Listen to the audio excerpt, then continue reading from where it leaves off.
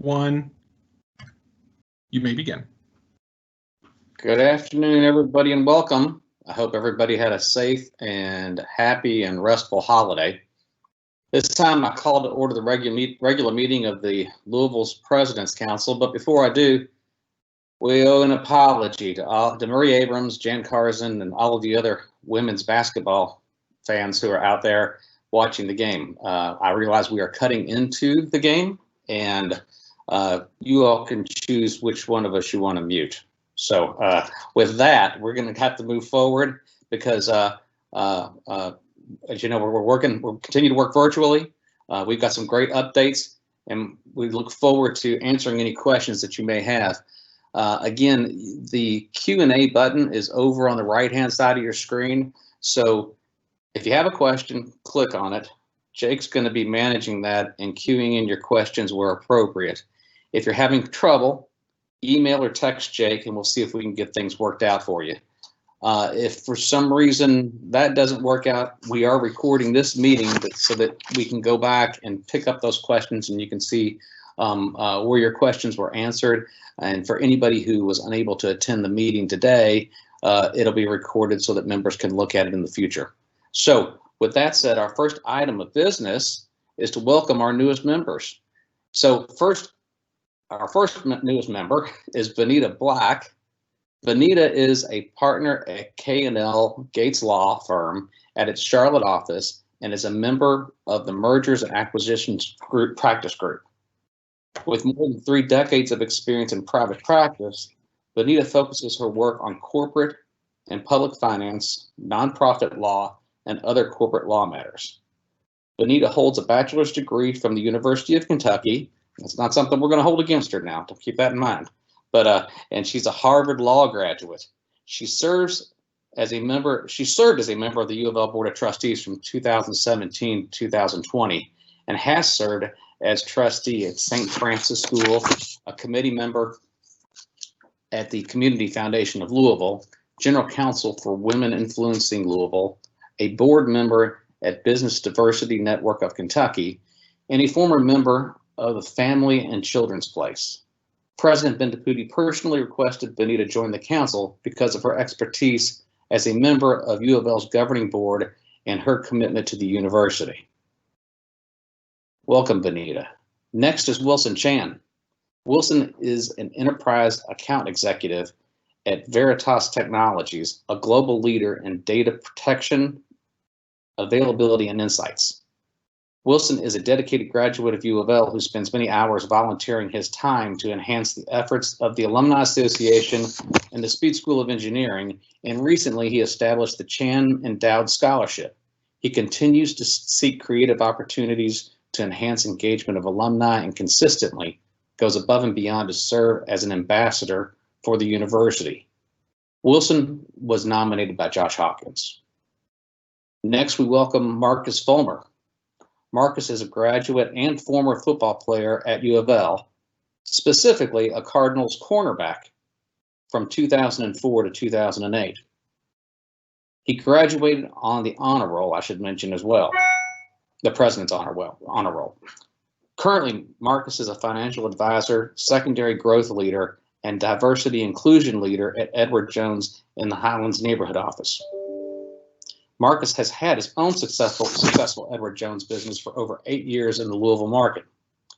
His past experience at U of L and his background in financial investments should prove to be an asset to the council. He was nominated by Kevin Shorn. Next, Denise Sears. Denise is president and CEO of SOS International, a global health nonprofit that is addressing health disparities in communities around the world, including right here in Louisville. Her company works with over 100 health and hospital organizations throughout 4 states, including the University of Louisville Hospital. She was recently named Business First Business Impact Award honoree in recognition of SOS International's local response to both COVID-19 crisis and the social justice movement. Denise is a longtime mentor of U of L students, both in and out of our student mentoring program. She was nominated by Dick Wilson. And finally, Ron Wright. Dr. Ron Wright is an attending physician and OBGYN at Women Care in Jeffersonville, where he practices general and high-risk obstetrics and infertility. He is a graduate of Tulane University and received his medical degree from U of L Med School. Along with his colleague, Benita Black, Ron served as a member of the Board of Trustees from 2017 to 2020. Ron also serves as a member of the U of L Athletics Association Board of Directors and is a member of the U of L Hospital Board of Directors. President Bendaputi requested that Dr. Wright join the council because of his current and former expertise as a governing board member of the university and its affiliated entities.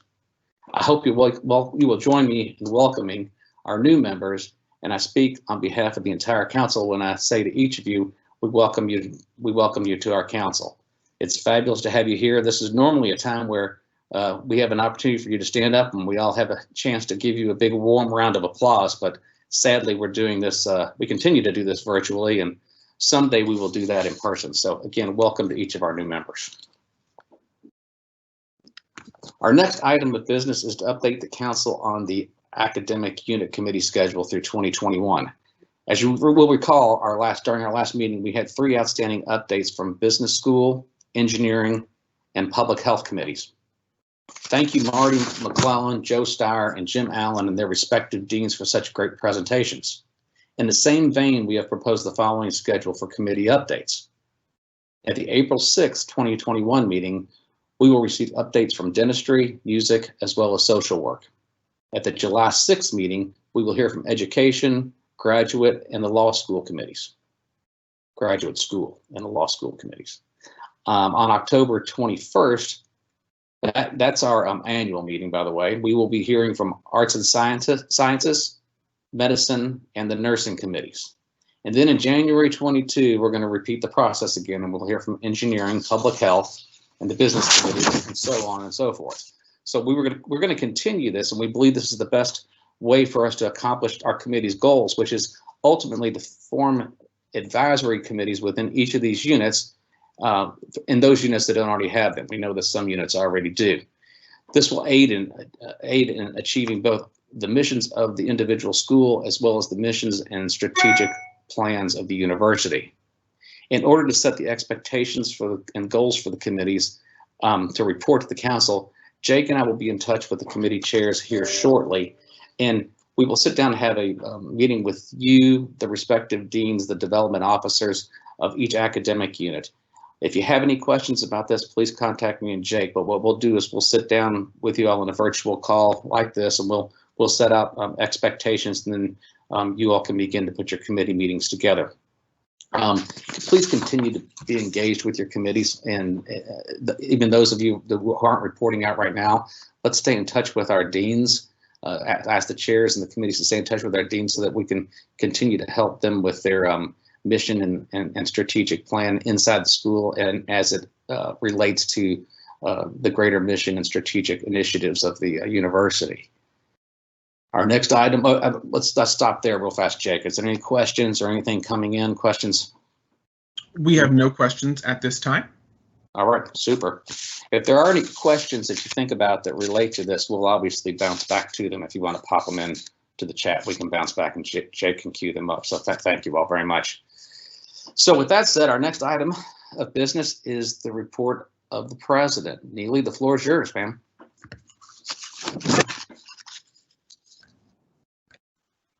Thank you, everybody. Good afternoon. First of all, Charlie Dollum, thank you so much, especially with this virtual world. Trying to get us all on track and focused and moving is very, very important, and I so appreciate it. I too would like to extend my hearty welcome to the new members of the President's Council. As I have said, each year that goes by, we want to make this council more and more significant as advisors to me, and of course to all of the deans. So thank you. I feel like I'm just echoing Charlie Dollum, but you don't go wrong that way. I would say please stay connected with your subcommittees and with your deans, etc. What I would like to do is give you a whirlwind tour of what has happened in 2020. And instead of focusing just on the negatives and the challenges, we thought that we would share with you the big wins. And that's the title my team came up with, and I love it because these are team wins. I'd like to give you a quick overview.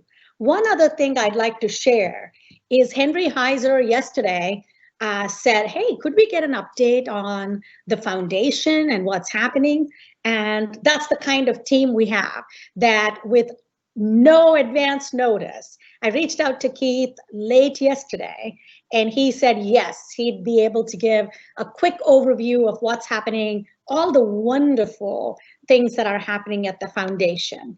And in April, we'll do the same with Jasmine and advancement. And the whole point of this council and our updates are to make sure you know what's going on campus, and that if you have any questions, you feel free to reach out. So Happy New Year, everybody. And Jake, is the presentation ready to go? Yes, it is. All right. Yes, I might move through this fairly quickly because I want a lot of time for any questions that you may have. I hope everybody is able to access the chat, so make sure that you're checking that out and that we can answer your questions. So 2020, as you know, was a challenging time for everybody, all across the country, but certainly here in Louisville, we were no exception. The challenges of COVID, a global pandemic, and how would we respond, how would we react, the social justice issues that were brought to the fore, and finally, the financial challenges that I know all of us faced as businesses and organizations and nonprofits. So next slide, Jake. The message that I want to bring to you is the incredible resiliency of the Cardinal community. So while all of this was going on, I want you to know that fall 2020, in fact, the whole year, we had a record number of students and great student success, a record amount of research, and UFL played a very key role in many, many significant studies. And I'd like to talk to you a little bit about how we responded. So the next few slides, these are the topics that I would like to address. So let's talk about COVID and how we've responded. On campus, I know I updated you before, very, very proud of the work of everybody on the team.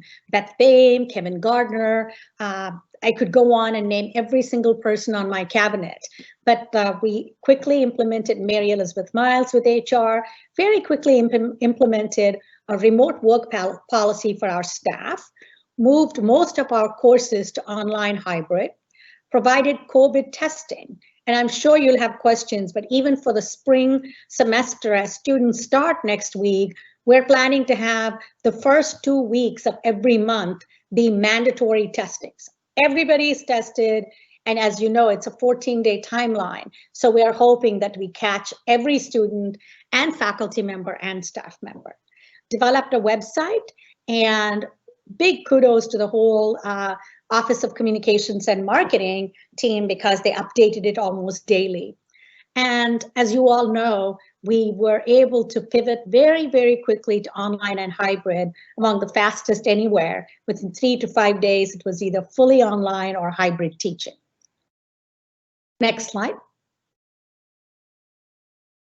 The research, this is where I'd like to take a little bit of time and talk to you, because I would like to hear from all of you if you're interested in knowing more about from the researchers themselves about these topics.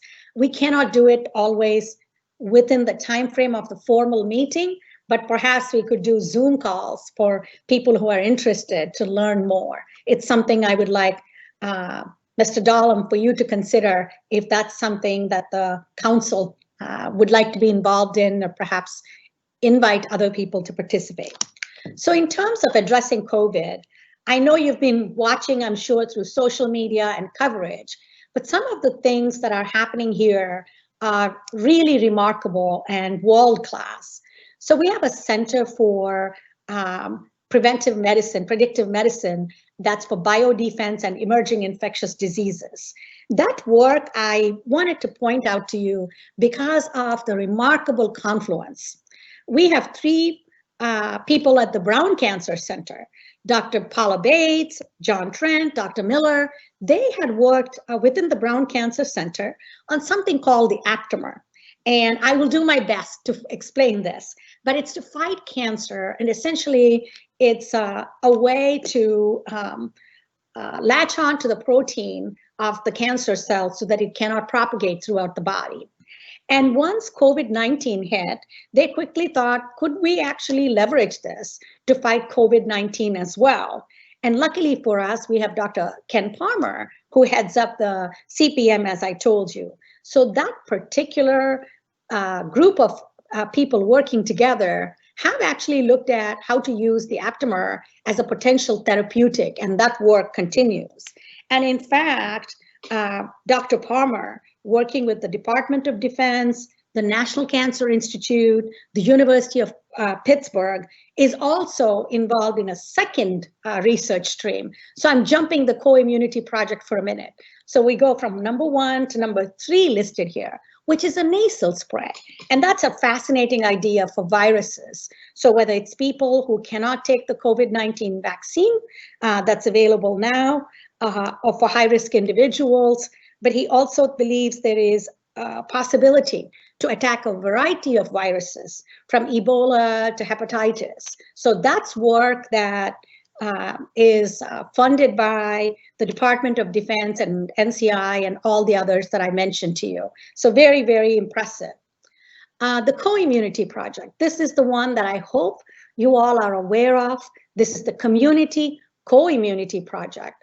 We are very, very fortunate through the Christina Lee Brown Envirome Institute to have Dr. Bhatnagar and Ted Smith and others who are using wastewater testing to predict the prevalence of COVID-19 and to see where there may be spikes. So we're actually assisting the city and the state, as you know.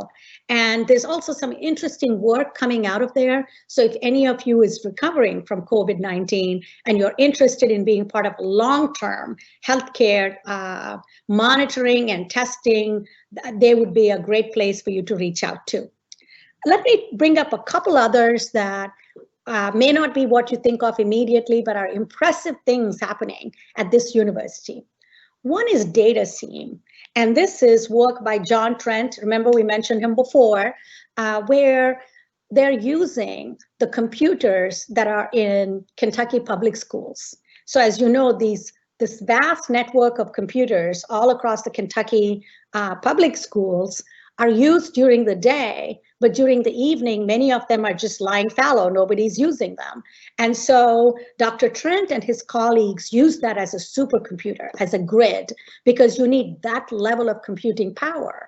When we hear about they found a vaccine, they found the right component, we need infrastructure like this. So Dr. Trent and the team are using this. They've actually tested 11,000 drugs for various ailments. So that's something that's interesting and a great way to leverage the limited resources within the Commonwealth.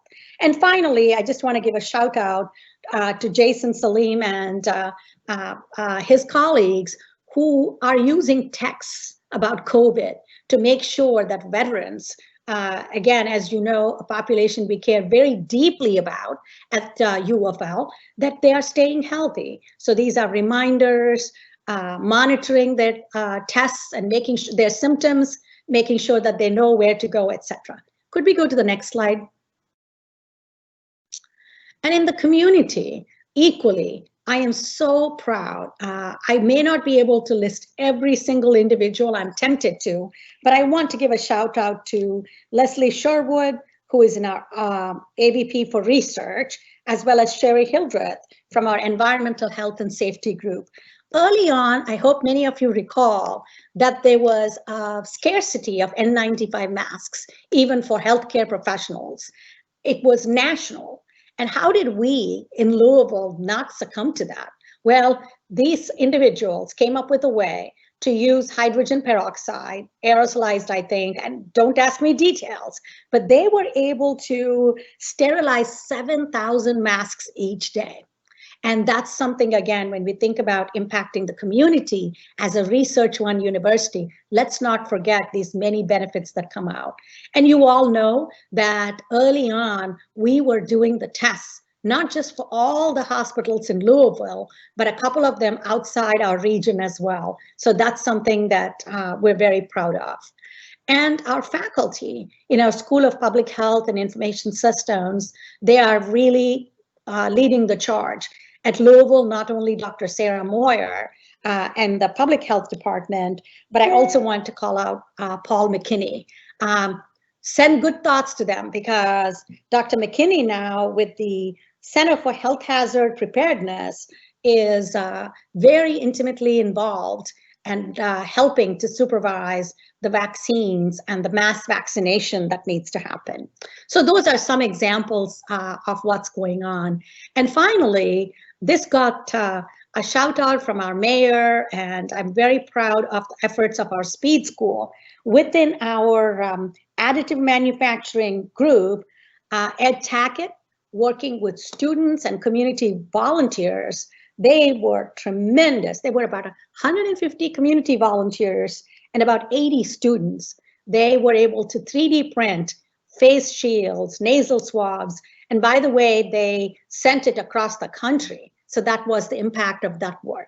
Could we go to the next slide? And of course, let's not forget not just the research, but the clinical care that was provided. And I hope that all of you will recognize the healthcare heroes in your life. And I'm not just talking about the doctors and nurses and technicians, but really the janitorial staff, the people at the front desk, everybody who's working so hard to keep all of us healthy. Very, very, very proud of them. Could we go to the next slide? I'm going to pause for a minute and see if there are questions about research. We'll come back to research, and I'll give you the bottom line of how, for research, we had really a banner year, a record year, and we hope to continue that. But are there any questions? Actually, even if there are not, would somebody just type something into chat so that I can be convinced that that function is working? We do not have any. We don't have any new questions at this time. We do have one question that's not research related that I was going to ask once you finished. That's great. About the status of litigation. So we'll just wait on that one. Well, I feel good that it's working. You all know me. I'm a teacher. I always want to make sure that everybody's paying attention and that all the systems are working. So thank you. We actually do have a question from Mary Gwynn Wheeler, and that was, did the CARES Act money cover all of these efforts? The CARES Act money was for some of these, but really it was, and then Dan Durbin is on the line, so if I misspeak, he will be quick to correct this, but there was funding for students, Mary Gwen, and I think we have it listed later on, and some funding for the institution in changes we needed to make, as well as like screenings and testing. The research, really, for example, it's the Department of Defense, it's the National Cancer Institute and others. I guess I shouldn't say no, but I should have said some, but really the majority of this is the funding that's coming to us from these different agencies, competitive processes, and so on. Thank you, MG. With that, let's talk a little bit about how we are trying to address the reforms that are needed. We've talked about a cardinal anti-racism agenda, and it's really important that you understand what I mean by this. In fact, it may be worth it to have another conversation just on this topic, because sometimes when words are used or ideas are put forward, people use them in such different ways. And so you might have read one thing and say, oh, this is what we are doing. So I want you to know how important it is to me that we are embarking on an anti-racism agenda. So very simply, what is racism? Racism is the belief that that an individual is inherently superior to another person or inherently inferior to another person, merely because of the color of their skin. So that's racism. It's like saying, I know one thing about you, a rather trivial fact, actually, when you think about our genetic makeup and who we are. And by that one fact, I'm going to infer you're better or worse than someone else. So to me, anti-racism is saying that's not what we believe. We certainly believe that some people are outstanding and excellent and in some spheres and maybe not in others, but that has nothing to do with the race that somebody is. That's really our idea of anti-racism. And so part of that is, how are we going to make sure we are positioning our students for success in a workplace where this is going to become more and more important? I'm digressing, going off script a little bit, but I would like to share with you something that I have said in other venues, but I want to reiterate. As you all know, I am proud to call myself a business person. I've talked about the nobility of business. I sit on public boards, private board, used to, and now on a public company board. I will tell you that universities talk up a good game. If you read anything in the newspapers, you have heard about the snowflakes and the safe spaces and where these utopias, and that is not true. I will honestly tell you that all of you in business are probably ahead. I won't say every single one, but probably are more mindful about getting the best talent, and that racism is not going to be in the way of making you competitive. So I strongly urge you to look at the anti-racism agenda on the CEO Action Forum. We can send you the link if you want, because that will help you to see why this is the way the world is going, and it's important for the University of Louisville to be at the forefront. So you will see that this movement actually comes from Procter & Gamble, and I will go, I won't go through the whole litany, but I'd like you to look. The reason I bring that up is I firmly believe not only is it the right thing to do, it will make our students more competitive in the marketplace as they look for opportunities, as they look for how they will cultivate that global vision. So we have had some recognitions on this that I wanted to share with you. And I can brag on this because this is a legacy at the University of Louisville. It's not something that I have created. But in the past 2.5 years, we have really been intentional about this. I think I've told you all, we took, my senior leadership team and I, the anti-racism pledge, a 1.5 years ago. So well before any of the unrest of this summer, is to say, we need to do the right thing and for the right reasons. So we were named a diversity champion, and that Dr. Faye Jones, her team, everybody has worked really hard on this. And this is a recognition. I believe we're one of 15 universities that have earned this recognition. I'm also very, very proud of the fact that the National Panhellenic Council, this is the Divine Nine, the 9 historically Black fraternities and sororities, which, by the way, used to get so much support at Ohio State, at Kansas, where I was. So universities realize these are very key institutions. So we've had a plot dedication. We're doing a sweet refresh because there was some water damage, but this is important.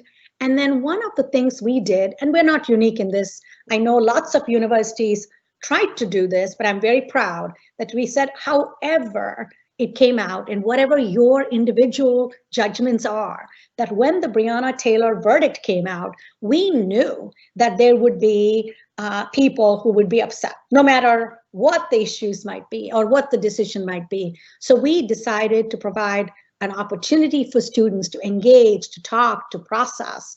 And we had about 30 students that did take advantage of that. And I want to tell you all about a very, very exciting event. We are planning a Transcendent Life, a Muhammad Ali. That exhibit will be at all of our libraries January 21. I like the idea of the champion, the spirit, someone who had great pride in Louisville, known the world over, to say, and truly, if you look at his messaging, it was about being anti-racist. It was truly about seeing everybody as a human first and really recognizing that human potential. And along this, it's the same thing for women as well. And some of you may have heard me use this. I'll talk about a previous institution. When I went back to the University of Kansas to be dean of the business school, one woman became, in 2011, a woman became a full professor at that university in the business school. Many of you know we have assistant, associate, full professor. So that's a big deal. You've got to be, it's like making partner. Now you're suddenly at maybe an equity partner. So you're now at the table. And when I went there, I was thrilled. And then I looked into when was the last time a woman became a full professor at the Kansas School of Business. And it was 27 years prior to that.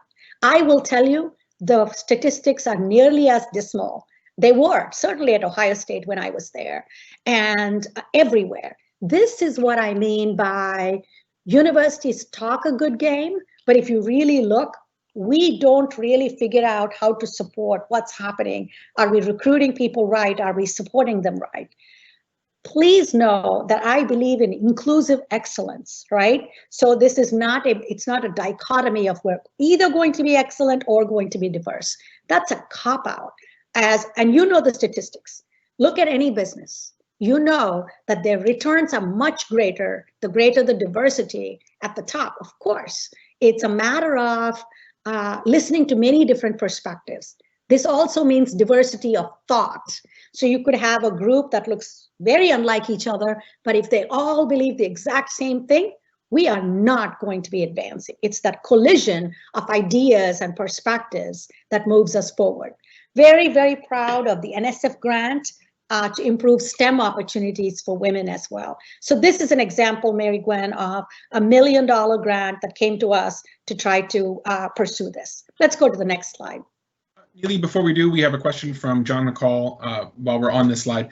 Has the university attempted to bring to the community and beyond the same level of expertise and research to anti-racism in the community and beyond as it has to COVID? You know what, John, thank you for that outstanding question. And we are still at the baby steps of this. This is going to be an important conversation. So we have a group that's working on the Cardinal Anti-Racism Agenda. It's really at the baby steps. So the idea is that just like we did with the strategic plan, I truly believe just an edict from the top doesn't work. So this is a bottom-up process. And we have people across the university who are engaged, faculty, staff, and students. It's being led by Karen Chavez, who is outstanding, as well as Faye Jones from my office, who's our Chief Diversity Officer. And together with the committee, they're going to be coming up with some recommendations on what should we do on faculty. Because remember, for faculty, it's important for our white students that they're taught by faculty who don't look like they do, who are the world's experts, or, you know, use any group you want. It's important to learn to do that. Staff, how are we doing in terms of promotion and opportunities? Students and senior leadership. So those are the 4 broad areas that they're looking at. But your point's well taken. We are engaging in these conversations, and we've set a bold goal of saying we will be anti-racist. But what does that mean? How do we demonstrate it? We have to be more engaged in the community. So in the next several months, be prepared for those conversations. I so appreciate those of you who participated in the conversation that Teresa Reed led, Dean Reed. So we will continue those and we'll keep you posted. And then, of course, none of this would be possible. When I worked very, very closely with nonprofits, which I still do, I always tell them, you've got to make sure you have the money, because without the money, you're not going to be able to get the mission done. You know, money maybe sounds crass, but the resources you need to make sure, because the mission is more important. We're all temporary custodians of great institutions, whatever they may be. So the cause we cannot forget. And I'm very proud of this.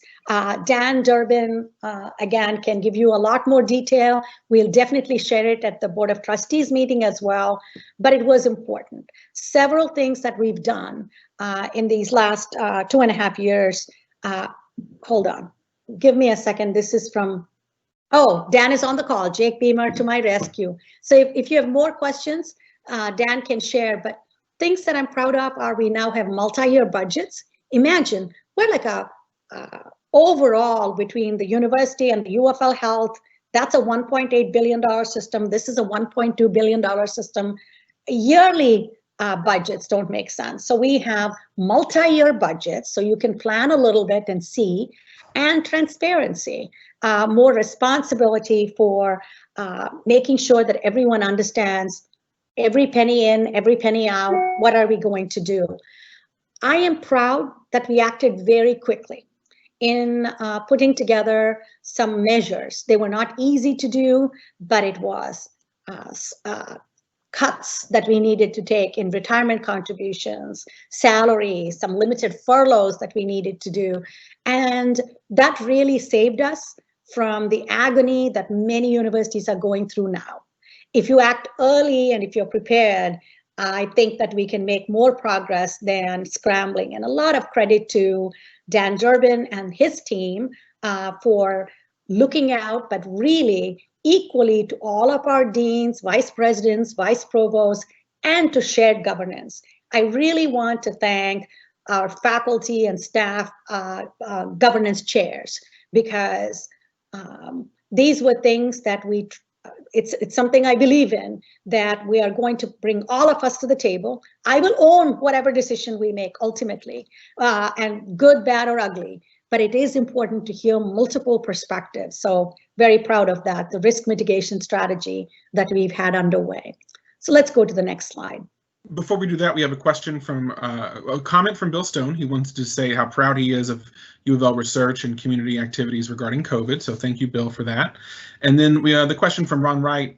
He writes, "It's good to have efforts big and small to help the university community and the city as a whole see that there is value in all persons of color. There are small evidences that everyone can see about white person's value, but we definitely need to continue to do those same things that are showing that U of L values its students of color. For example, even simply having people of color on web pages and brochures about the university."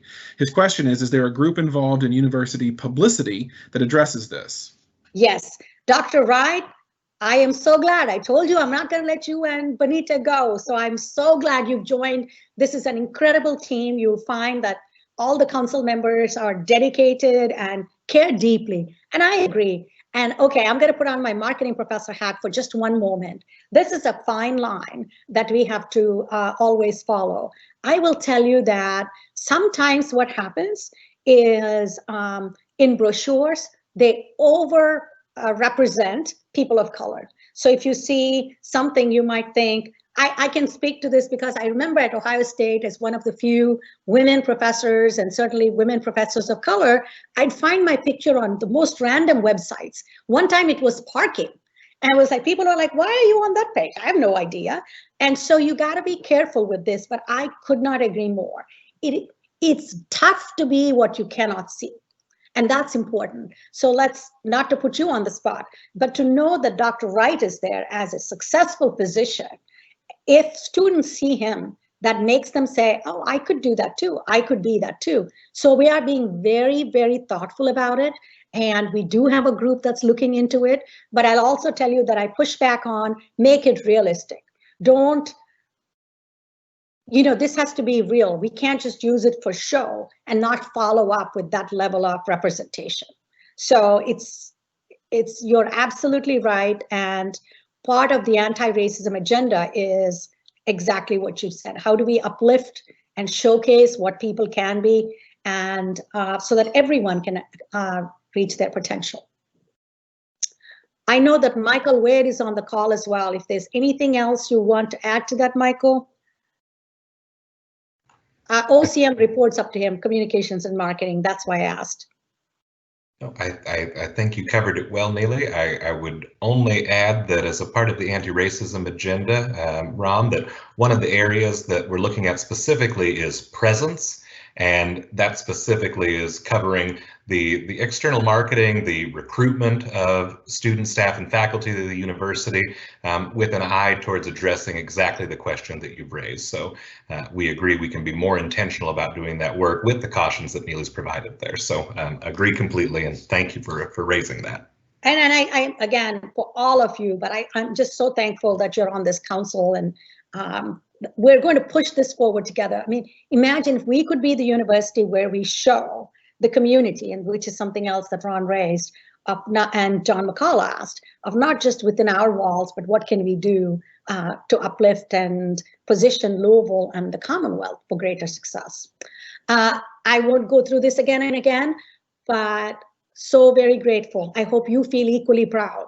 I'm thankful to my entire board for supporting the decision. I've always felt it, and I still do, of course, that's the right decision for us to acquire Kentucky One assets, Louisville-based Kentucky One assets. Tom Miller and the team, very grateful. Remember, it wasn't just the 1,900 jobs. I just think about this community and what would have happened. But financially to us, that would have been a hit of over $50 million a year, just that, in terms of the clinical support, mission support we were getting. But during COVID-19, I honestly don't know how this city would have coped if we didn't have Jewish Hospital, if we didn't have Mary and Elizabeth. You know, like, these are really profound things, and I'm glad that we got a chance to do that. And I thank you. Bill Stone spoke up earlier. All of you, if you recall, I presented to you and said, this is what I'm thinking of, and I appreciate the support. It's still going well. And that's an area, Mary Gwen, where we do get CARES Act funding to hospitals. It doesn't allow us to go over our budget, so you're not going to profit by it, but losses because we had to shut down elective procedures, for example. So there is CARES Act funding for that. And also the clinical integration of pediatrics with Norton's Hospital. Very glad we got it done. Kudos to the entire team that worked on it. Tom Hoy as GC, Dan Durbin, Tony Ganzo, Kim Boland, I could go on, but that was also a very needed way for us to pull ourselves out of a $12 million deficit annually. So let's go to the next page. Students, thank you for, my gosh, I've gone significantly over, my apologies. Let's go through this very quickly. I'll just say, very proud. We had been working so hard. In the fall, we had the highest enrollment we've had in 20 years, big jump in internships. Let's go to the next slide. This is important. We're investing in different ways of learning. Let's go to the next slide. I will send you the slides, so if I miss something, I just noticed the time. This is important, supporting our students. As you know, the numbers you must remember, the 130 R1 universities now, we're one of those. But I've also told you to please remember that unlike other R1s, almost 40% of our students are Pell eligible, whereas it's about 10% for others. And so we've really needed to support our students through this. Let's go to the next slide. All of our students are struggling with isolation. I mean, that's the time when you really have to, you crave that belonging and getting to know people. So these prolonged periods of isolation have been tough for mental health for a lot of our students as well. One thing I would say is a thank you, because we were able to raise $775,000 to support student and staff emergency funds. That need is still tremendous. I do want to say that one of the best things we can do, sometimes it's $100, $200, but if we can provide it to a student, it keeps them enrolled. And for the students, this was a question that came up early. We were able to distribute $6.2 million in CARES funding to our students through the past semesters. Okay, next slide. I'm proud of this. Let me talk about this a little bit. Dr. Sharon Carrick and the Center for Digital Transformation, very proud. In a very competitive process across the country, I think there were over 100 universities that applied. We got selected, $6 million in NSA funding for the healthcare cybersecurity program. And this is currently geared towards veterans, first responders, but really eventually for anyone in the community. They enroll, they take the course. It's about a 9-month program, I believe. If I'm wrong, someone correct me. But then they get jobs. And certainly within the NSA, and a big part of this for us on healthcare cybersecurity is that with Humana here, with the Louisville Healthcare CEO Council, we know that we really are a healthcare hub. So cybersecurity is an area where there's tremendous need. And so why not have these people selected, coached, trained, and then they have guaranteed, you can see this, they could go work for the NSA. That's the level of sophistication. So it's not basic coding that somebody's doing, but really something that would be transformative and hopefully make us a hub to attract more businesses to come here to Louisville. All right, let's go to the next slide. I'll just point this out. We had to have virtual commencement, and I know students were disappointed, but this was important. And I've just downloaded TikTok on my phone, still not very comfortable with it, but I know it's very big. So we did incorporate that, and we had about 14,000 visitors to our online commencement. So I'm glad. I wish we could celebrate them all in person, but I'm very, very proud of those numbers that people cared and stayed engaged. Next slide. This comes back to Ron Wright's question from earlier. How do we improve presence on campus? What does it say about the spaces we provide? Because really talk is cheap, right? Our actions truly speak louder than any words.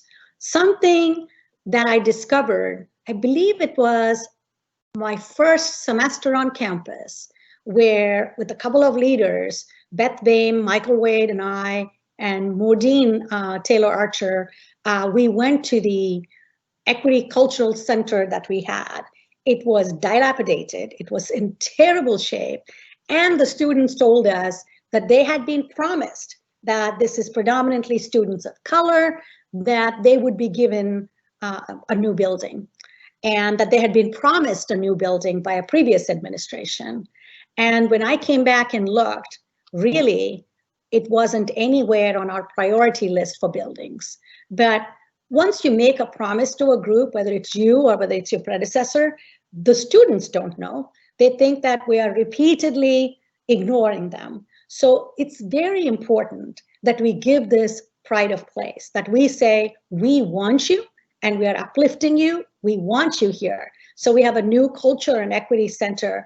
Again, this is something that we are hoping to get more support for from the community, but I'm delighted. This will be, my sense of direction is so bad, but it's the new dorm that's coming up. It'll have, you won't be able to miss it. It will be cutting edge. Our diversity and equity resources will all be in one place and make it easier. So it's elevating individuals and elevating the space that we are providing. And this is consistent with what is being done with employee resource groups in the corporate world as well. Could we go to the next slide? All right, we also had another record-breaking year of $170 million in external research and program funding. I've mentioned some of those to you before, but this is an example. I won't go through every one, but very, very proud of Julio Ramirez and our Center for Infectious Diseases, work that has been done over the years. So we got $11 million. We are Pfizer's first center of excellence in North America. Not first center of excellence for infectious diseases, and the only center in North America is right here at the University of Louisville. One thing maybe we could have done more of, one of you reached out to me and I thought that's a good idea, is with Pfizer vaccines coming out, maybe we could have hyped this or talked about it more. But certainly something we're very proud of, that the only Pfizer Center of Excellence for Infectious Diseases in North America is here at the University of Louisville. And that was $11 million a year. We also got money from the CDC for youth violence prevention in West Louisville. So talking about how are we going to have a ripple effect. My inauguration as president, I told you that I believe public universities should have ripple effects. So we improve Louisville, we improve the Commonwealth, we improve the country and beyond. So that's important. Micro nanotechnology. This is another area, Kevin Walsh and that group, they got $3.5 million. And finally, the NIH grant. This is work by Dr. Gina Bertucci and her team. It's to study whether a child's injuries are accidental or abuse. And this was a statistic that made me extraordinarily sad. In the Commonwealth, child abuse injuries are more than twice the national average. So you can see that this is extremely important work that we need to do. Next slide. The UofL health facilities have really played a lead role. Our faculty, not just in nursing, but elsewhere, faculty, students, our staffing, drive-through flu shot clinics, they're all involved now in the vaccination, our School of Music, the Cardinal Marching Band, so proud, you know, at a time when they can't perform everywhere, they're going out into assisted living facilities.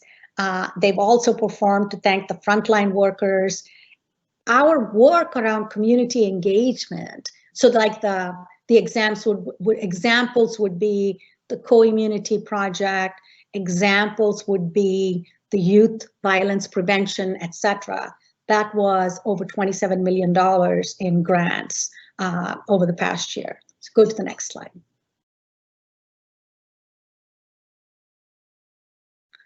Lots of student engagement. And you know what? I'll probably let you read this for a minute. I'm proud of, no, I can't resist. I'm going to talk about a couple of these. The dental clinic in Paducah. This is important. As I told you once about in Eastern Kentucky, the Redbird Clinic, where dental care is desperately needed and in very short supply. Every single dental student here gets to go and do a rotation there, which I think is important for them to understand the needs of this community and how they would serve. But we are expanding and we plan to have another one in 2021. Also, this is an exciting program that I want to talk to you about with your networks. Something that we desperately need is more teachers of color in our Jefferson County public schools. And certainly there are programs like Teach for America and others where young people come in. I have a nephew who's going through that. That's great. But many of them come and they're here for a year, for a couple of years, maybe one more, and they leave. What we desperately need are students of color that will actually, faculty of color that will stay in JCPS schools.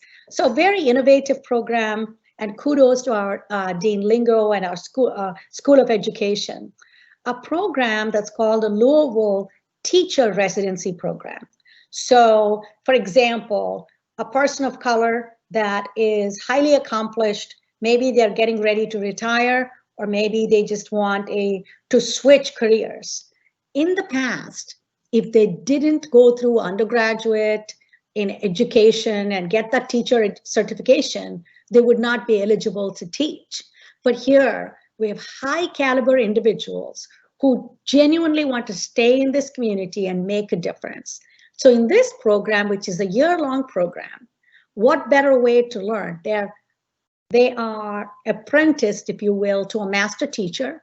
They're there with them 4 days a week in the classroom, watching, learning, co-teaching, and then they take courses back on one day and then the weekend. And in 1 year, they are certified, they get their teacher certification, they get their master's degree, and they will be in a JCPS school, which has a very high need and needs that representation. I think this could be one of the most innovative things if we can all really focus on this. So this is something that's very, very important. One more community impact idea that I want to share with you is clearly we all owe Mary Gwen as well as Marlon Cole now big thank yous from 55K to go to Evolve 502. And you all know that we at the University of Louisville want to make sure that every young person all across the city knows that they can go to college. So Evolve 502 is clearly designed for students to be able to go to 2 years of community college. And what we have agreed is for one class year is to say, once they're successful, if they're Pell eligible, so they're at the highest level of economic need, if they successfully complete their career at Jefferson, Simmons, or any of the Kentucky community and technical college systems, community college systems 2 years, and they're admitted to U of L, that we could only make the promise for 1 year, that we would cover all of their tuition and fees beyond the Pell Grant that they're eligible for. And so for us to keep that going long-term, University of Louisville does not have those resources. But I know that the Evolve 502 board is very aware of that. Mary Nixon's very involved, as are others, Raymond Burse, people who are on our board and with Evolve 502. So I'm hoping that we get the community support to do that. I don't know if you all have more questions, but with the Pell Grant, really, if they go to a community college, the Pell Grant covers almost all of their tuition that they would need and fees that they would need. But at a University of Louisville, clearly that would not. The Pell Grant is about a little over $5,500, I believe. And so that's something that we are proud. I didn't put it on here because we only made a commitment for 1 year because we have to see if we can sustain that. But I'm hoping that's something we will do. Okay, next slide. We do have one comment and one question. The comment is, I don't know who this is from, but it does say, add to community impact the increase of graduation rate to 60%. So many more degree completers. No question at all. The other thing I'm very excited about is we're going to take a laser focus to adult degree completers. This is the comeback cards idea that Alice Houston calls it, comeback cards, but it's actually comeback anybody. Maybe they have some hours of college, but they never finished. And in fact, very proud to say that we've actually hired somebody to focus just on adult degree completers, someone who has a lot of experience in this area. Ebony, Dr. Ebony, and I am drawing a blank. I'm sorry on the last name, but someone who will be focused on helping more adults in Louisville complete and get their college degree. University of Louisville actually has a tremendous system through the School of Education and elsewhere of giving adults credit for prior learning. So through their life experiences, holding jobs, supervising things, to give them some credit so that they already have some college credit and can progress. So yes, thank you for that. That's important. I think. Oh yay! I got the answer. Ebony Muldrow. I didn't want to misstate the name, but that's we're very excited about that. Ron Wright has a question regarding the teacher residency program. Do the teachers have to have a bachelor's degree already? I believe so. This is a master's degree, so if I'm wrong, I will let you know, but that's my understanding because they get a master's degree and they're guaranteed a job and they get that mentorship from a master teacher. We have one more question from John McCall. Should not high-level community impacts of the university on our community be high on the agenda of the council, both as information and for implementation? Yes, I think so. So read that again, Jake. Sure. Should not high-level community impacts of the university on our community be high on the agenda of the council, both as information and for implementation? Yes, and if I'm understanding this right, maybe even when we make presentations, perhaps we lead with this, or we send everybody updates on what's happening in community impact. That's how I'm reading it. If not, John, I'll follow up with you offline. Charlie, if you and I maybe could talk about that more.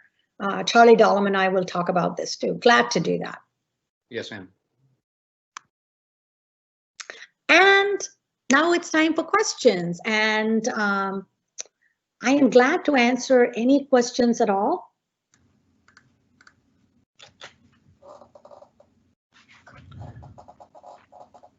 So we don't have, oh, sorry, we do have two questions that were unrelated to the what's on the presentation. So we'll ask those and then allow for some more opportunities for other questions to filter in. The first question is, what is the current status of the lawsuit involving U of L's former president? I don't have any comment for you because it's still in process. Whatever you saw reported, it's still. The next question is, when do you think there'll be a final resolution for the basketball program and the NCAA? Well, this is one of the most frustrating aspects, as you can imagine. Right now, our understanding or our guess is, given the timeline of how things are moving, that sometime in the summer is when we'll probably have a chance to appear before. Let me back up. We have asked for our case to be referred to the alternative independent review panel, rather than go to the NCAA, where you know that they're going to still evaluate no matter what we've done based on a book, right? So what their rules say. We think we have a better opportunity. Vince and I agree on this, and we've informed the board. That's where we are, is can we get the alternative resolution process, where at least our hope is that individuals who come from other walks of life, and including, of course, college presidents and athletic directors, would understand that we are the only university among all of those that are listed for any kind of violations, where the entire board is new, nobody from that board, the president is different, the AD is new, the coach is new, there's nobody left, those players. And so we ought to be given credit for the fact that we've made so many changes. And if we don't, our belief is that the argument we want to make is, what incentive is there for any university to clean up? And right, I mean, if you get no credit at all for having proactively taken all these actions, then why would anybody move? Within the ACC, I am taking a more active role on the athletics front, being on the executive committee of the ACC, as well as recently on the 5-person search committee for the ACC commissioner.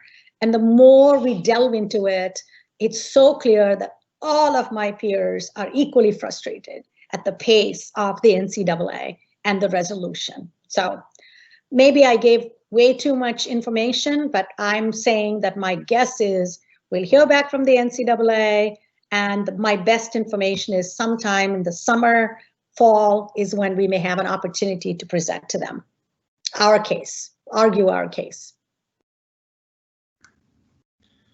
Thank you.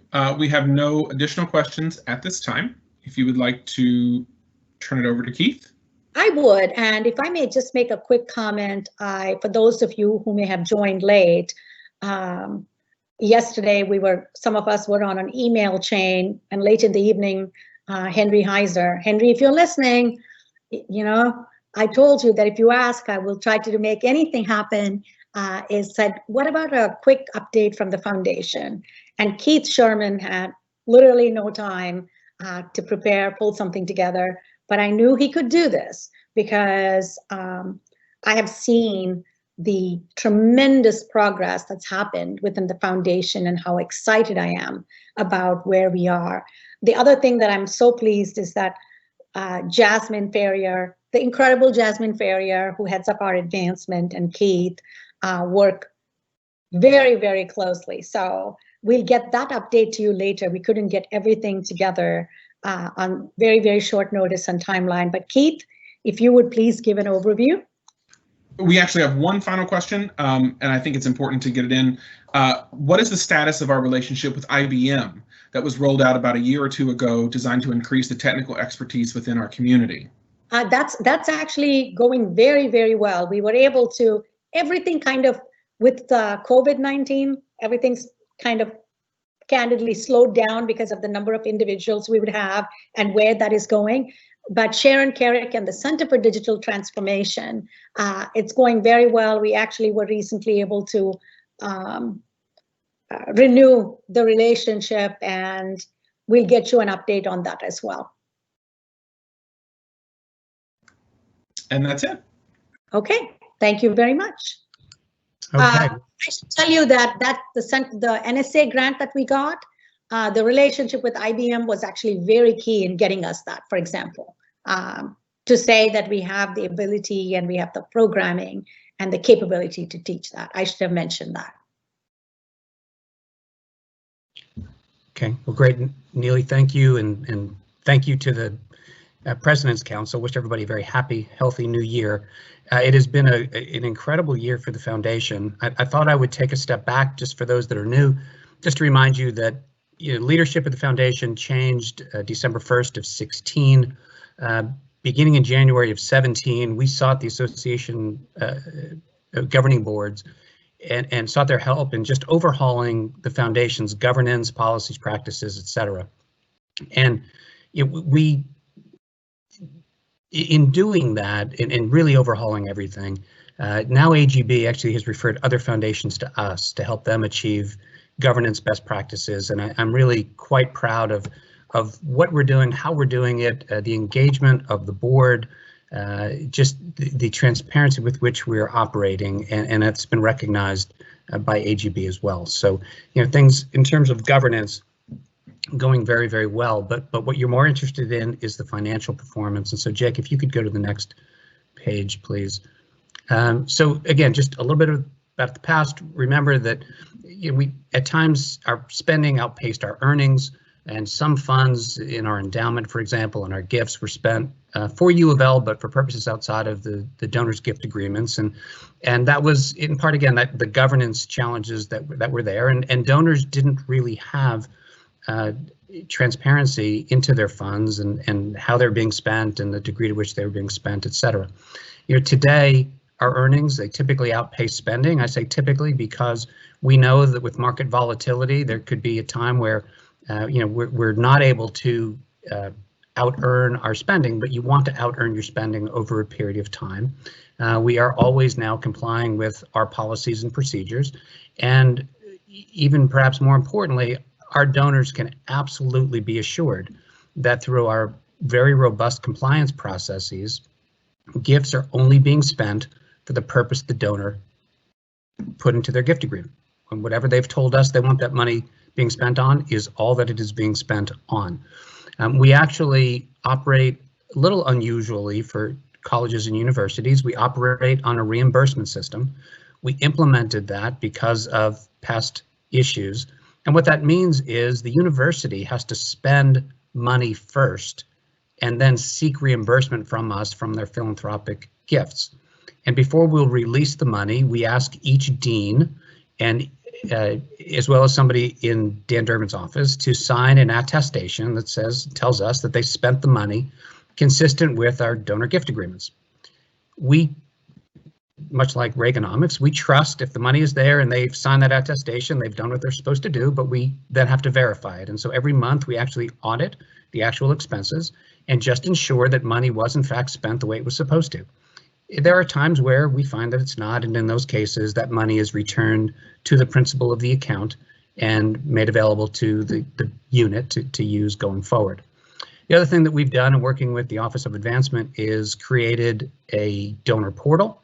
We provide monthly information about investment performance, about cash in, cash out, and then once or twice a year, the donors from the endowment are getting a stewardship report from the Office of Advancement.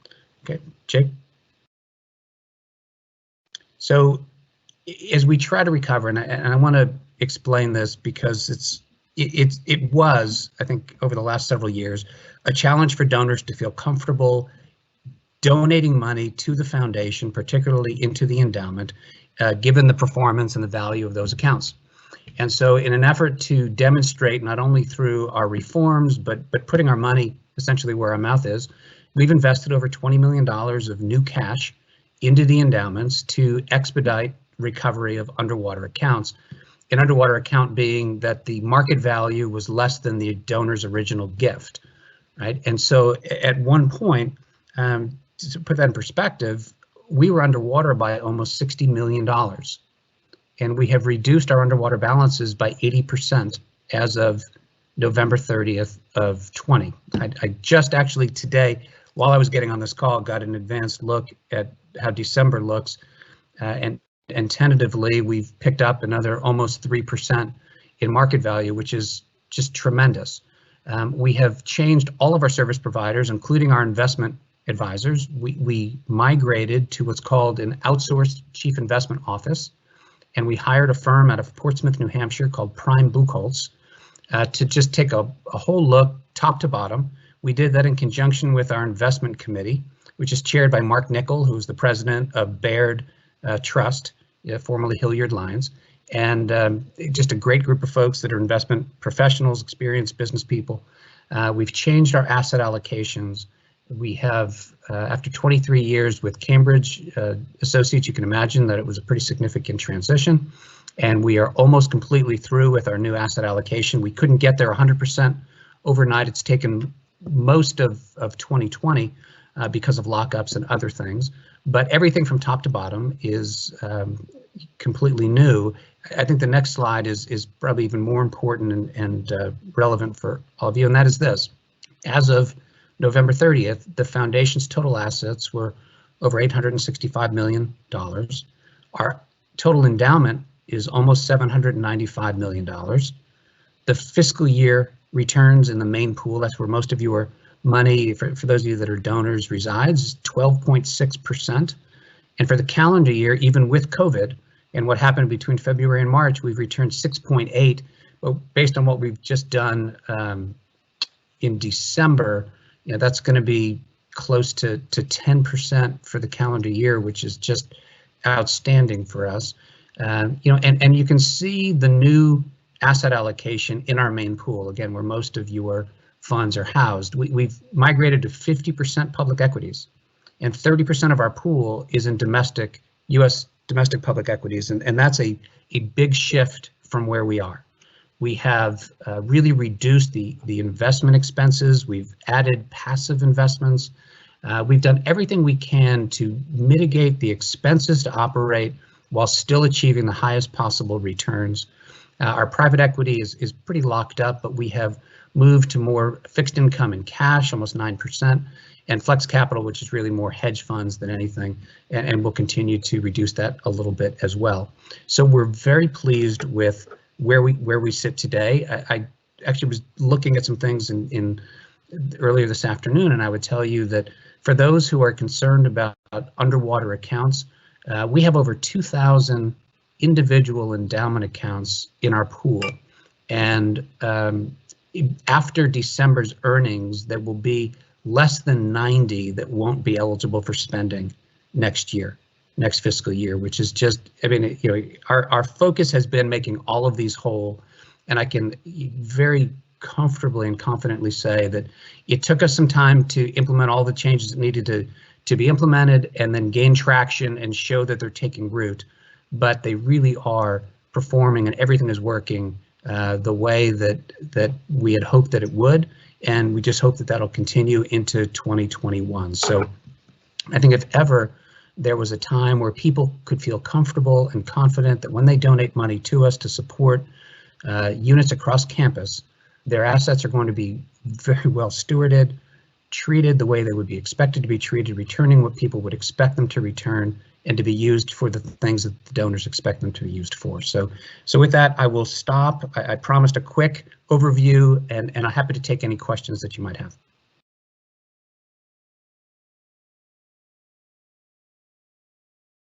Yes, we do have a question, and it is, fixed income percentage is low. This is a very aggressive allocation, too aggressive in my opinion, and I do not know who said that, but I just wanted to make that comment. Fair enough. The allocations, I'd encourage whoever has asked the question to reach out to me offline. I'd be happy to talk to you about that. The fixed income has a range. That's where it's sat at November 30th. It could be as high as 10%.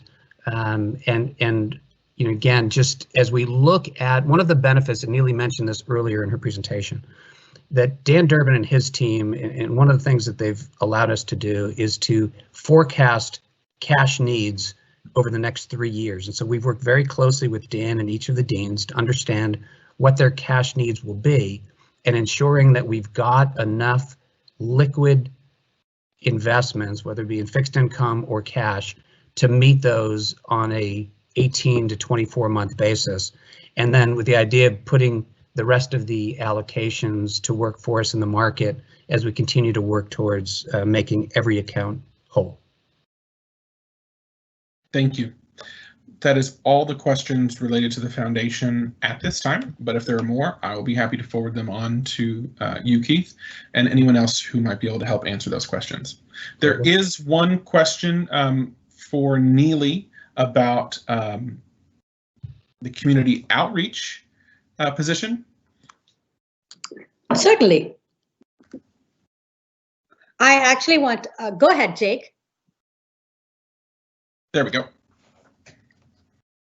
The question is, I may have missed it, but did you fill the community outreach position? Oh, the business outreach. There's not a community outreach position posted yet. Dr. Ralph Fitzpatrick heads up community engagement for us, and but if it's the business liaison position, I believe we do have a person. I'm going to wait and make sure. Michael, is that confirmed? I don't believe it's been officially signed off yet, but so let's wait, and we'll make an official announcement very shortly, this week or next. Thank you. That is all the questions at this time. We do have a comment from Tommy Nolan, our Alumni Association president. Thanks, Neely, and cheers to the new year. Go Cards. Thank you so much, and that's a good way to say, Tommy, thank you for your work and alumni with all of the virtual calls and call-ins, and I'm just so impressed and grateful that everybody's participating. Thank you. That does. We do not have any more questions at this time. However, I did post in the chat in the Q&A section the link to the donor portal, where you can see your gifts and endowments, and it's very easy to sign up. Just go to the website and request login credentials, and then we'll also send that via email to everyone just to make sure they have access to that.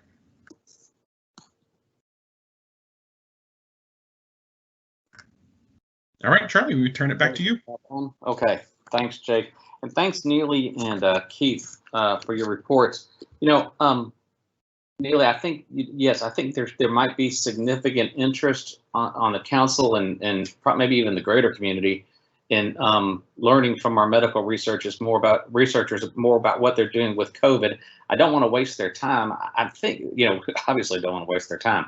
I'm thinking that if we could send maybe a mass email out, Jake, to the council asking if there's interest, getting responses back, and then looking to set something up. I think it would be fascinating, but of course I don't want to waste these researchers' time. It's valuable.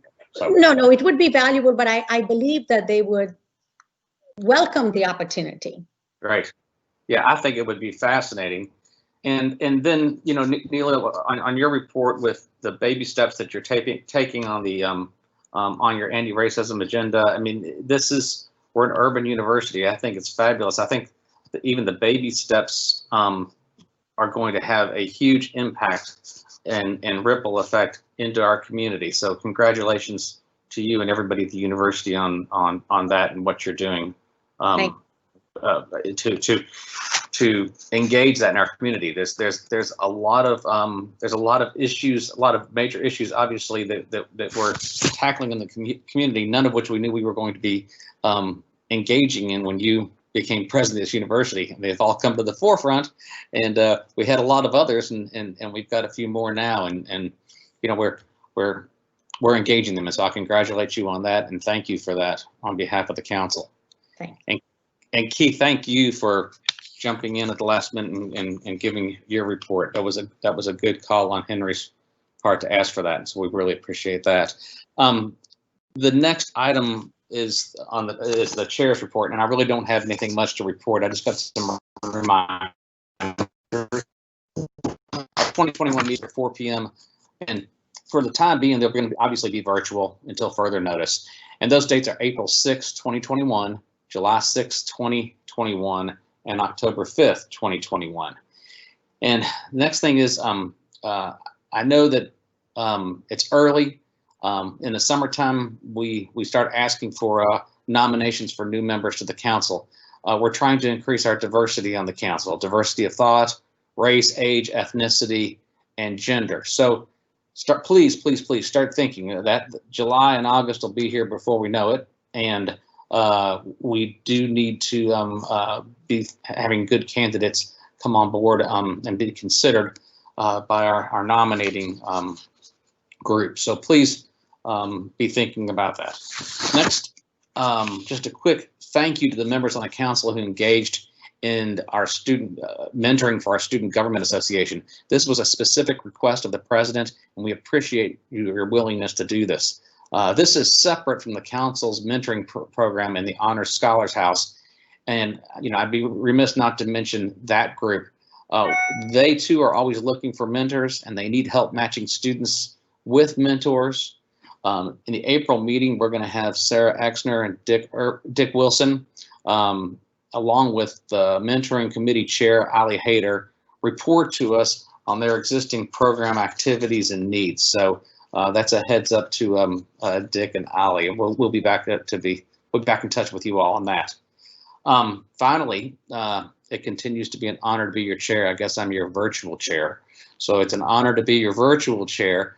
The pandemic's forcing us to obviously meet like this. Typically, we'd have a chance to meet informally before and after the meeting, and we don't have that. So if you all have any questions or anything that's on your mind or anything you want to talk to me about, I'm always available. Please give me a phone call. I imagine, well, I don't imagine, but Jake, I think we probably need to put out a new roster with our new members and updated information to everyone, and of course my cell phone and emails on that. So with all of that said, are there any questions out there, Jake? No, we do not have any questions at this time. I did make sure to post that donor portal link, and everyone should be able to see that now. But again, I'll send that and the roster and this recording and the presentations to the entire council following this meeting. Great, thank you. For those wondering, our Louisville Cardinals shellacked Tennessee Martin, the ladies Cardinals shellacked Tennessee Martin 96-61. And that concludes my report. And our last agenda item is the orientation for new members or a refresher course for those of you wishing to stick around. So with that said, Jake, I'm going to turn it back over to you. Thanks, Charlie. I will be brief. Neely covered a lot of this information, and a lot of it even the new members already know because her thorough presentation regarding big wins. So I'll be brief, and I know that it's 5:30, so we want to get you all out of here as quickly as possible. So I'll go through this. Again, a lot of this information you know, but this is good for our new members as well as a refresher course for those of you who have been around. First of all, who are the President's Council? Just a reminder that some of you are community and business leaders, some of you are alumni, but regardless, you understand the importance of the role of the university through your support, through advising the president, mentoring students, advocating on behalf of higher education, and through your gifts.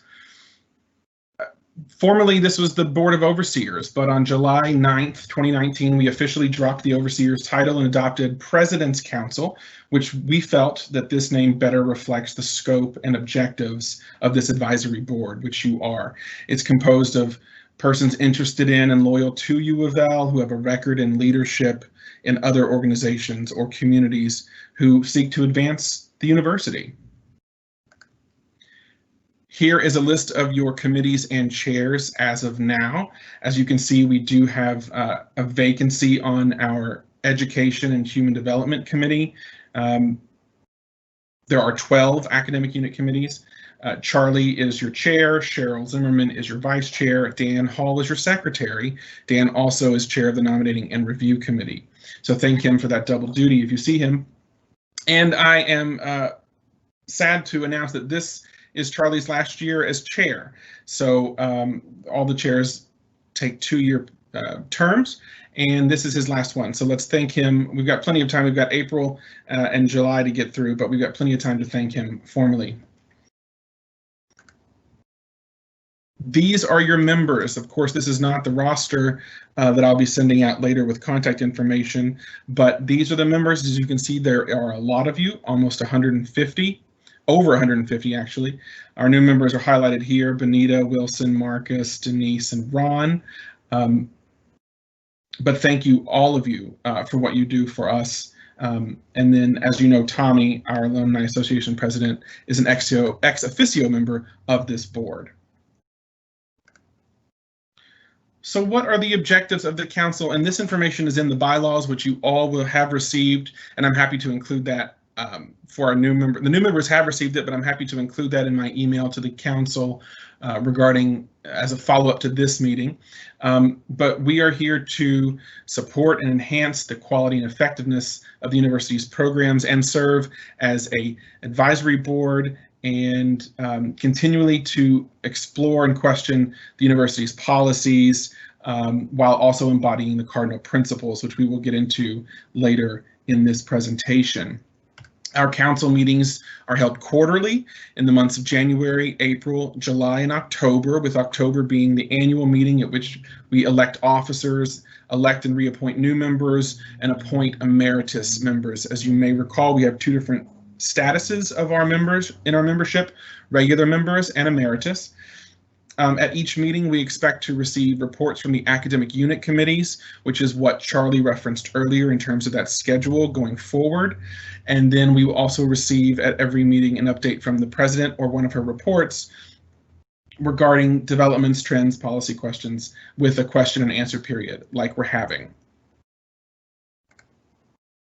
So the academic unit committees, this is the most recent change and addition to the President's Council. We created these committees to engage the council and leverage your talents and expertise to work with the deans of each of the individual units to help meet their goals and achieve their specific strategic missions, as well as the strategic mission of the university. Additionally, one of the main goals for the academic unit committees is to create an advisory board for the individual unit if they don't already have one. For example, the College of Business has a very robust and large group of advisory members. Engineering has one as well, but there are a few of our units that do not have one. So a main feature of the academic unit committee, and you chairs can work with the deans and the development officers of the units on how to establish an advisory board for the unit that then the council members on the academic unit committee can be involved in as well. Again, Jim Allen at the College of Business, he's the academic unit committee chair for the President's Council, but he's also heads up the advisory board for the business school. And what we did is we folded in the council members into that advisory board. So that's something that we're hoping to establish for all of our academic unit committees going forward. I also wanted to touch the topic of the student mentoring program, which Charlie did earlier. And again, we'll have an update from Sarah Exner, the staff member here at U of L, who runs that program, as well as we'll ask Dick Wilson, who's a strong advocate for student mentoring, and Ali Hyder, who is the committee chair for the Student Mentoring Committee. So there's the Student Mentoring Program, and then there's our committee. The program itself is a mentoring program for students who have to apply for the program, and then the committee, our committee, is a group of at least 4 folks who assist in matching the students with mentors. Those mentors can be members of this council, or they can be members of the community to help increase the self-confidence, enhance the tools for professional success for our students. And this is a rigorous program. The application standards are high, and it has been going on for so long. This is perhaps one of the gems of the President's Council, and we're very thankful to those of you who've helped in the past, who continue to help, and for our staff members who tirelessly work to match these students with professionals in our community. Just some friendly reminders regarding the council that we advocate for positions of the university. We are not a part of the governance structure of the university. We don't have authority to act on behalf of the president, but we do have visiting committees for those specific occasions when the president asks the council to use its talents and expertise to come up with a solution for a very specific problem. The most recent visiting committee that we had was a visiting committee on parking, which assessed the parking situation on campus and then made recommendations to the administration on how to move forward and make the most out of our parking needs. Just a few other reminders that we ask you to refrain from speaking publicly in opposition to the university in all matters, and to support the chair's position as the only spokesperson for the council. I will not read through this brief history, but as you can see, we are currently in our 223rd year, essentially here at the University of Louisville. It's been 220 years of history between Neely's hiring and the first inception in 1798. Quite an accomplishment.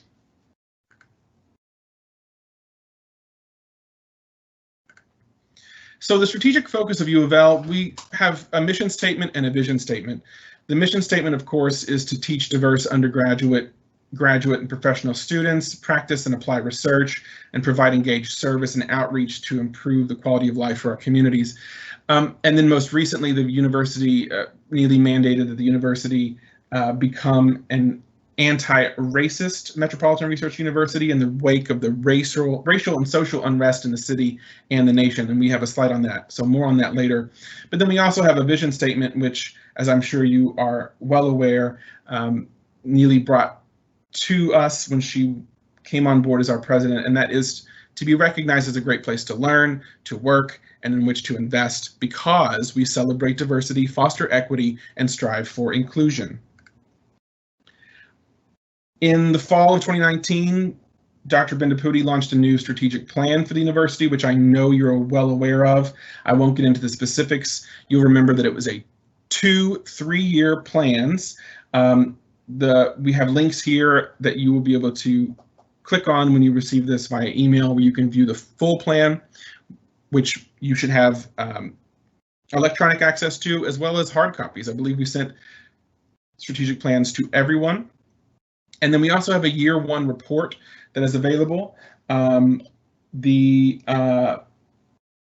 excited that the community and the implementation of this plan were impacted significantly by 2 unexpected events, of course, COVID-19 and the racial justice issues. And they required significant attention, resulting in necessary changes to the way our community learns and works. But we are happy that we are working on several initiatives that are already included in the strategic plan, and we're going to make those more robust to help strengthen the university's sense of community and belonging. Excuse me, there we go. Of course, the cardinal principles, I will not read through these, of course, and these are included in your bylaws. We made them an appendix so that when referencing the mission of this council, that we always refer back to our cardinal principles. Regarding the anti-racism agenda, reminder that we are one Cardinal family. We have a website that lists the current and ongoing initiatives, and just 3 of those, there's several current and ongoing, but 3 of them include the Breonna Taylor Memorial Scholarship to honor the memory of Breonna Taylor. The U of L Health Board of Directors created this nursing scholarship in the name of Breonna. We have the Parish Living Learning Community, which is a community for first-year Black students enrolled in the College of Arts and Sciences. And then Neely referenced, of course, the new Cultural and Equity Center, which will be housed in our new dorm that's currently being constructed on the Belknap campus. Here's an organizational chart for the President's Cabinet. For those of you who don't know, the Board of Trustees, of course, and we'll get into that later, is the governing board of the university, and the President reports to the board, and then this is the Cabinet that reports to the President. Our Vice President for Athletics, of course, Vince Tyre. CEO of U of L Health is Tom Miller. Vice President for University Advancement, Jasmine Ferrier. Vice President for Academic Medical Affairs, Tony Gansel. Our Executive Vice President and University Provost is Beth Bain, although we have also hired Dr. Lori Gonzalez, who will join us in April as our new Executive Vice President and University Provost. Our EVP for Research and Innovation is Kevin Gardner. Our Chief Student Affairs Officer, Dr. Michael Martis. Dan Durbin is our CFO and Vice President for Finance. Chief Information Officer, Rayhan Khan. Chief Operations Officer, Mark Watkins. General Counsel, Tom Hoy. Vice President for Community Engagement, Ralph Fitzpatrick. Chief of Staff and External Affairs, Michael Wade Smith. Senior Associate Vice President for Diversity and Equity is Faye Jones. Our Senior Associate Vice President for Communications and Marketing, John Dries. CHRO and Associate Vice President for Human Resources, Mary Elizabeth Miles. Our Assistant Vice President for Government Relations, Shannon Rickett, and our Vice President for Enterprise Risk Management, Audit, and Compliance is Sandy Russell. That's a mouthful, but thank you. Our deans. Many of you met Teresa Reed, our Dean of the School of Music, at the July 2020 Council meeting, where she talked about racial relations and the paradigm shift after the immediate unrest in the community. You also met Craig Blakely, Todd Meridian, and Emmanuel Collins, the deans who presented from our academic unit committee's last meeting in October. But as you can see, these are our deans, and we look forward to working with them and those of you on our academic unit committees to further the missions of those academic units. Now, just a brief discussion about our connected entities. There are 6 of them that we'd like to talk about. The Board of Trustees, of course, the Research Foundation Board of Directors, our Athletic Association Board of Directors, the Foundation Board of Directors, Real Estate Foundation Board of Directors, and the Alumni Association Board of Directors. Your Board of Trustees is comprised of 13 members, 10 of which are appointed by the governor and 3 of which are constituency representatives. Mary Nixon's our chair, Raymond Burse is our vice chair, Diane Medley's our treasurer, Scott Brinkman is our secretary. Our Student Government Association president is Sabrina Collins. Our Faculty Senate chair is David Schultz, and our Staff Senate chair is John Smith. These trustees also comprise the Research Foundation Board of Directors. This is a nonprofit corporation to promote our research efforts, and it is governed by the Board of Trustees. There is also vice presidents of the foundation, as well as a president, and that includes Neely, our provost, research, executive vice president, and CFO. The Athletic Association Board, EULA, as we like to call it, was created in 1980. It was a nonprofit corporation which controls intercollegiate athletic teams and athletic programs at the university. Its primary purpose is to develop those programs, collect and own the receipts from subcontracts and other such monies, to expend and disperse receipts and gifts and grants in the interest of the athletic programs, and to have authority to make contracts of employment, fix salaries, and establish personnel policies with respect to the intercollegiate athletics program at U of L. Here's a list of your Athletic Association Board of Directors. There are 29 members, and they are made up of faculty, staff, administrators, vice presidents, students, our trustees, and at-large members. As you can see, we have, for those of you who are well versed in the Athletic Association board, you'll notice that Krista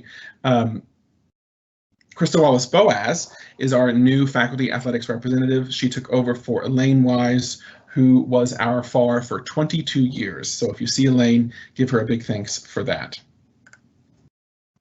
Moving on to our foundation board of directors. The foundation, of course, as Keith alluded to, holds and invests and designates funds of the university. The board of directors currently are Earl Reed as chair, Ken Payne as vice chair, James Boone as secretary. Then there are 4 trustee directors with voting authority. There are at-large members as well, and of course, Neely as president sits on this board ex officio. We have other ex officio non-voting members, which include the U of L faculty, staff, and student representatives who sit on the board of trustees, as well as advisors for this board.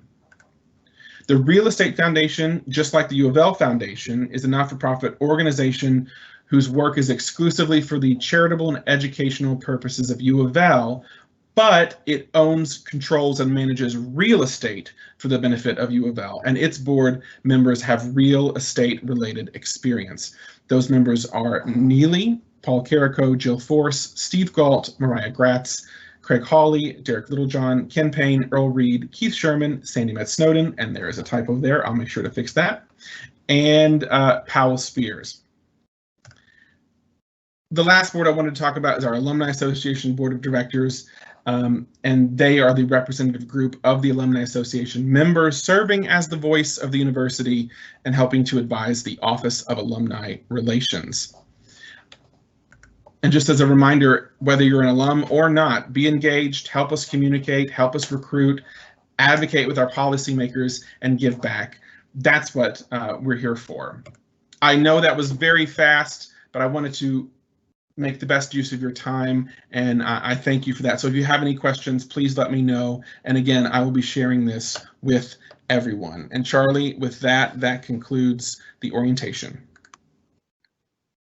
Thanks, Jake. Appreciate it. That was very, very well done. And I'm really excited to have all these, our new members on board. We've got a great group here, and I look forward to meeting you in person. Everybody on the council looks forward to meeting in person again sometime soon, I hope. Having no other business to come before the council, Neely, do you have anything else that you'd like to say? No, thank you, Charlie. Just Happy New Year to everybody. Happy New Year indeed. Stay safe, stay healthy. We're all going to get back together again on April 6th. So, L's up. Thank you. Thank you. Bye-bye. Thank you, everyone. Thanks, Jake.